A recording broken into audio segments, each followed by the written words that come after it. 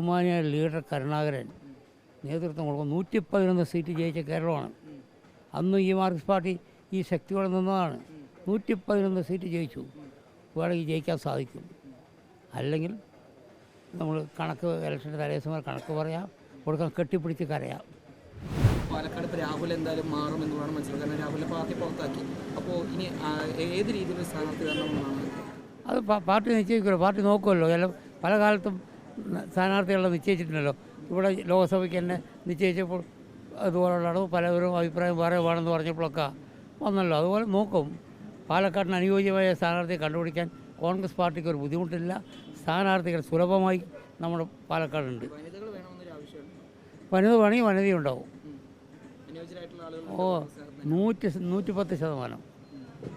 ഈ പാലക്കാട് 5 സീറ്റുകൾ ഷുവർ എന്നുള്ളത് അങ്ങനെ വിലയിരുത്തൽ മുൻ എം പി കൂടെ ആയിട്ടുള്ള അതൊക്കെ ഇനിയുള്ള പ്രവർത്തനങ്ങൾ അവിടുത്തെ പോയി നോക്കേണ്ടതാണ്. വെറുതെ 5, 7 ഇവിടെ ഇപ്പോൾ 12, 11-ൽ 7 വരെ ഞാൻ DC പ്രസിഡൻ്റായിട്ടുണ്ടാകും. 7 വരെ ജയിച്ചു.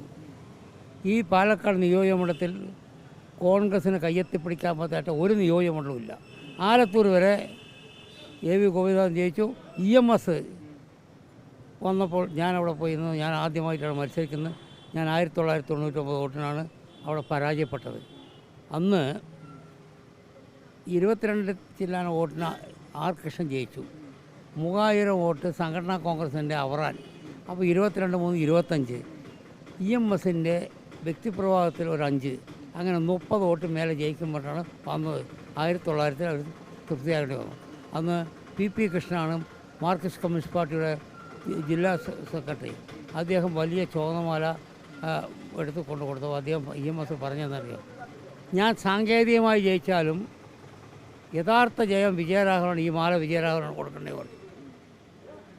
ആ മണ്ഡലം ജയിക്കാൻ ഏത് മണ്ഡലവും ജയിക്കാം. അവിടെ പ്രവർത്തനം അവിടെ ഒരു കാര്യമുണ്ട്.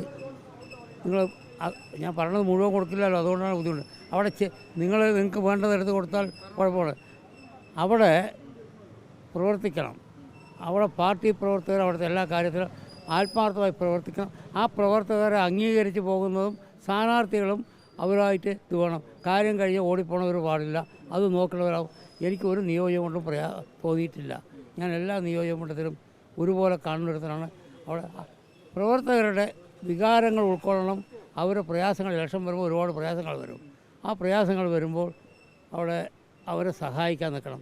ഇന്ന് രാഷ്ട്രീയത്തിൽ വലിയ അടിയും തല്ലുമില്ല. എന്താ കാരണം? നമ്മൾ അവരായിട്ട് വലിയ ഏറ്റുമുട്ടലില്ല. മറ്റേ ഏറ്റുമുട്ടൽ അവർ കോട്ടകളിൽ കയറുന്ന അവർ ആൾക്കാരെ കയ്യിലെടുത്ത് വരുമ്പോഴാണല്ലോ അവർ പ്രകോപിതരാകുന്നത്.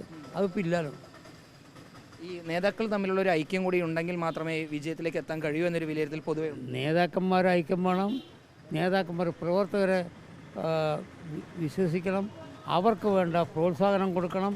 പ്രവർത്തകരോട് ഇത് കഴിഞ്ഞാലും ഞാൻ കൈവിട്ട് പോകുന്നത് തോന്നാണ്ട് അവർക്ക് കൊടുത്താൽ ഒരു പ്രവർത്തകന് എന്ത് ഇതുണ്ടെങ്കിലും അവരെ സംരക്ഷിക്കാൻ തയ്യാറാകണം എന്നുള്ളതാണ്. ഞാൻ നിങ്ങളെ കൊടുക്കുന്നു തോന്നിയില്ല. ഞാൻ ചെറിയ ഉദാഹരണം പറയാം. ഞാൻ കയർ ബോർഡ് ചെയർമാനായിരിക്കുമ്പോൾ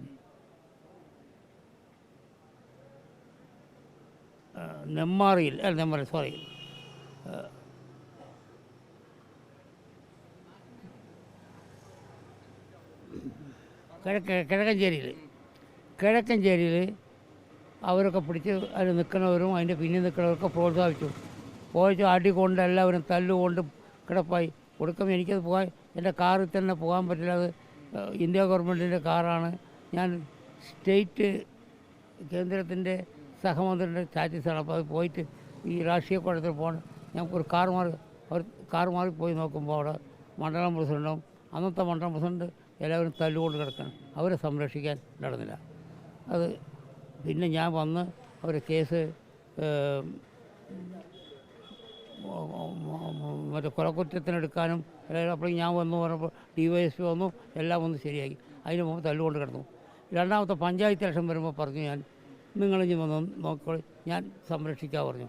ഒരു രോമത്തിൽ പോലും തൊടാണ്ട് അവിടെ ഉണ്ടായി. അപ്പോൾ അവർക്കൊരു വിശ്വാസം കൊടുക്കണം. ഞാൻ ഈ പറഞ്ഞു വന്നത് തല്ലുകൊള്ളുന്നതും മാർക്സിസ്റ്റ് പാർട്ടിയുടെ കോട്ടകളിൽ കയറി പിടിക്കാൻ പോയാൽ അവർ പ്രകോപിതനാകും. അതിനവർക്ക് എന്തെങ്കിലും വന്നാൽ അവരെ സംരക്ഷിക്കാൻ ഉള്ള ഉറപ്പുണ്ടെങ്കിൽ കോൺഗ്രസ് പാർട്ടി ഈ ജില്ലയിൽ തൂത്തുവാരാൻ സാധിക്കും. രാഹുലിനെ ഇപ്പോൾ ഇവിടെ പാലക്കാട് നിന്ന് മാറ്റുന്നത് ഈ ലൈംഗിക ആരോപണങ്ങളെല്ലാം വന്ന് അല്ലെങ്കിൽ അത്തരത്തിൽ പരാതികൾ വന്നപ്പോഴാണ്. അപ്പോൾ ഈ ഒരു സാഹചര്യത്തിൽ ഏറ്റവും അനുയോജ്യരായിട്ടുള്ള സ്ഥാനാർത്ഥിയെ നിർത്താൻ തന്നെയായിരിക്കും പാർട്ടിയെ നിർദ്ദേശിക്കുക? രാഹുലിനെ എന്തിനാ ഞാൻ കോട്ടിയില്ല, രാഹുലിനെ കോട്ടിയില്ല, അയാളിനെ പറ്റി ഒന്നും ഞാൻ പറയാൻ ആഗ്രഹിക്കുന്നില്ല.